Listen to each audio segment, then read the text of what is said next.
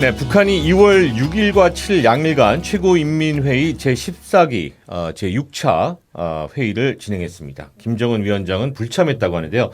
자, 이 김정은 위원장의 불참 여부보다 궁금한 게 있습니다. 이번 14기 6차 전원회의에 어떤 의제들이 논의가 됐고 어떤 이야기들이 오갔는지, 예, 우리가 또 영향을 받을 수밖에 없는 이치이기 때문에 말이죠. 네. 이번 최고인민회 제14기 제6차 회의에서 이제 4가지 의제가 이제 상정이 되는데요. 네.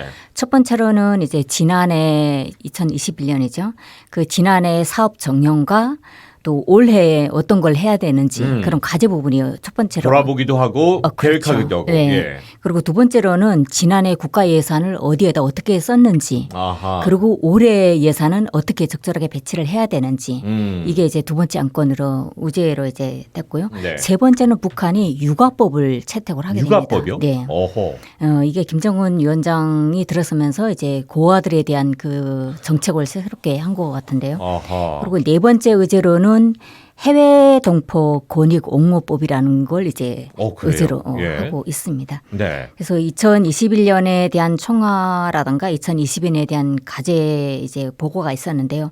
먼저 지난해 성과로 이제 금속 뭐 화학공업이라든가 건설 부분, 또 전력공업 부분이라든가 석탄공업 부분, 또 철도 운수, 기계공업, 교육 뭐 그리고 코로나 방역이 또 문제잖아요. 네. 그리고 북한이 지난해 비사회주의와 이제 척결을 하겠다 이런 선포를 한 적이 있습니다. 그 부분에 대한 것도 이제 좀 성과 부분으로 이제 많이 축켜 세웠고요. 네. 보고에 이어서 이제 북한이 비판적인 것도 잠깐 언급을 합니다. 이제 그 경제 지도 일꾼들이 주인으로서 책임감을 다하지 못하면 네. 그러면 어떠한 진보도 이룩하지 못한다 이렇게 또 지적하기도 했죠. 아하. 네. 지금 얘기하신 어떤 육아 관련된 거나 네. 아니면은 해외 동포와 관련된 법이나 네. 우리가 이제 그 대한민국에서 흔히들 얘기할 때는 이제 북한이 인권 부분이 상당히 그렇죠. 낙후되어 있다라고서는 늘 생각을 하고 바라보고 있다 보니까 지금 이제 그런 이슈들 같은 경우에는 상당히 어떤 진일보한 내용처럼 느껴지는데 어떻습니까? 그렇죠. 이제 북한이 김정은 체제 들어서면서 네. 여성 인권, 아동 인권에 대해서 갑자기 이제 그 유엔이 아하. 막 지속적으로 하니까 우리 이런 걸 개선한다는 걸 2014년부터 지속적으로 개선해 왔거든요. 그래요?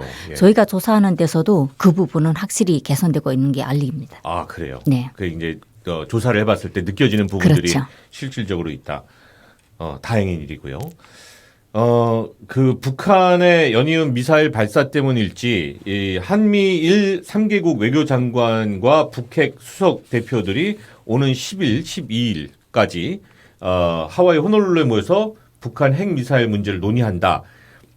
이런 소식이 들려왔는데요. 네. 이게 지금 우리가 어떻게 생각을 해야 될까요? 뭐 바람직한 일이겠죠. 일단 모인다라는 건. 네, 어떻습니까? 사실 예. 이제 북한이 그 뭐 연이어 이제 미사일을 발사하니까 네. 이런 북한의 연이은 이런 것에 대해서 대응을 하려고 네. 이제 한미일이 모였겠죠.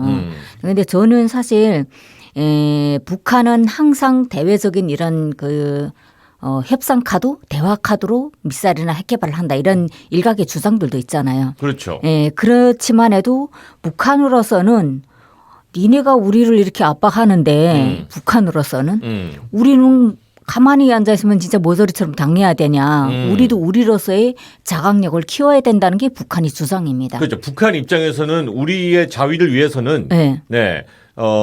우리가 이런 미사일을 개발을 할 수밖에 없는 입장이다. 네. 안 그러면 앉아서 당할 텐데 네. 이제 이런 입장이라는 거죠. 그렇죠. 예. 그래서 사실 북한은 자국 내 국방력 강화가 우리 인민들이 외부에 당하지 않고 잘 살아갈 수 있는 게 자각력을 키우는 거다. 그 네네. 자각력 안에는 여러 가지 건데 있죠. 국방력도 있고 경제권도 있고 네. 북한 주민들이 가장 잘 아는 일심 단결도 있고 네, 그런 걸로 이제 그 커버를 한다는 거죠. 북한은. 네네네.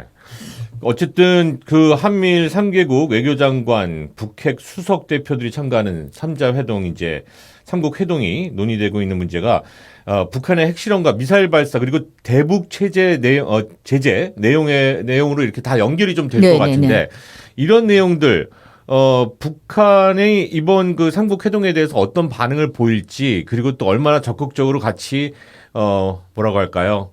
같이 좀 참여해서 네. 적극적으로 이걸 풀어나갈 의사가 있을지 그게 참 궁금해지는 부분이죠.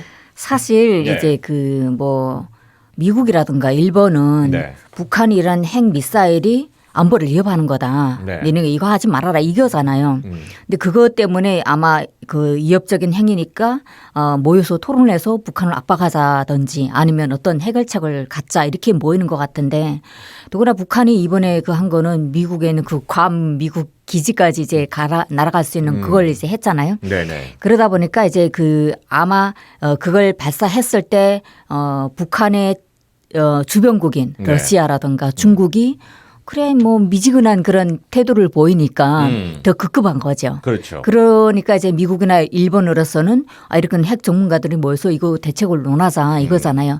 그렇지만 북한은 항상 일관적으로 이제 대치하는 게 그거잖아요.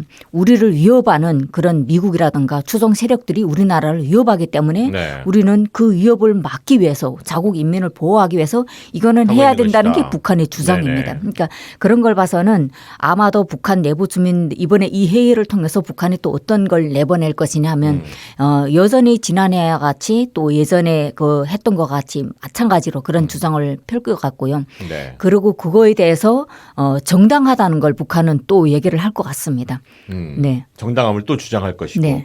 어떻게 보면은 이게 지금 이제 계속해서 이어지는 끝없는 논의가 될 것 네. 같습니다. 예, 실마리를 좀 찾아내야 될 텐데 그것도 좀 궁금해요. 지금 우리나라는 이제 대선을 네. 한 달 앞두고 있습니다. 이 대선과 관련된 이런 뉴스들 말입니다. 네. 북에서 들을 수 있는 일반 인민들이라고 하나요? 예, 네네. 국민들이 이렇게 들을 수 있는 그런 기회들이 있나요? 혹은 관심이 있나요? 관심이 최근에 이제 북한도 온라인을 많이 접속하는 그런 시대가 됐잖아요. 휴대폰이라든가 네. 그런 걸 통해서. 그거 접속하면 큰일 나지 않아요? 그러니까 북한 내 인터넷망이죠. 인트라넷을 통해서 네네. 북한 내 그걸 통하게 되면서 예전보다는 외부 정보에 대해서 많이 민감합니다. 그리고 네네. 김정은 체제가 들어서면서 외부 정보를 바로바로 노동신문에 공개를 하기 때문에 네네. 이제 그 북한 남한 정부가 어떤 정부가 들어서냐에 따라서 네. 남북 관계가 어떤 형태로 흘러간다는 건 북한 주민들이 대부분 어느 정도는 알고 있거든요. 있거든요. 네. 그렇기 때문에 일반적으로 뭐 보수를 반대한다던가 아니면 진보를 뭐 찬성한다던가 이런 흐름은 일반적으로 가지고 있다고 봅니다. 나름대로 그 안에서도 그렇죠. 평가와 판단이 네. 이루어지고 있다. 네. 알겠습니다.